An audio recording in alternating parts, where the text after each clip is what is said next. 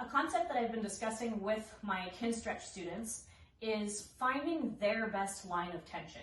Now, what I mean by that is if we're not training specifically to improve the capsule of a specific joint, then we're most likely training what we call superficial tissue, or the kind of outer layers of tissue versus like the deep stuff. And when we're doing that, I want them to find where they feel the best stretch, because where they feel the best stretch isn't necessarily where I'm gonna feel the best stretch. So I like to give maybe one positional constraint. That way we're actually still training the same motion of, say, the hip, versus get in this exact position and try to find the stretch exactly here.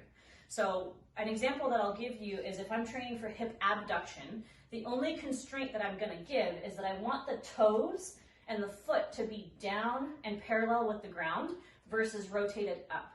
Because if I'm rotating up, I'm just training a different quality of the hip. So in this scenario, we're gonna do hip abduction. And if I'm here, my goal is gonna be to find stretch on kind of the inner thigh flow of tissue.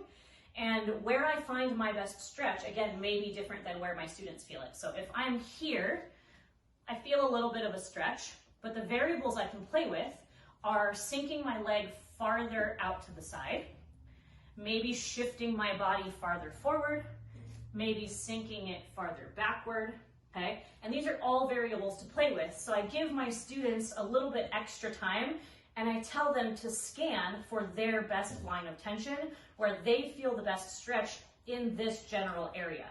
And then that's where we're gonna train. So again, if you've been kind of struggling even to kind of improve a specific aspect of, say, your hip or your shoulder, if you've been training for hip abduction only in this position, maybe it's time that you try a different position so that you can train the same stuff in a different way and maybe make some more gains that way.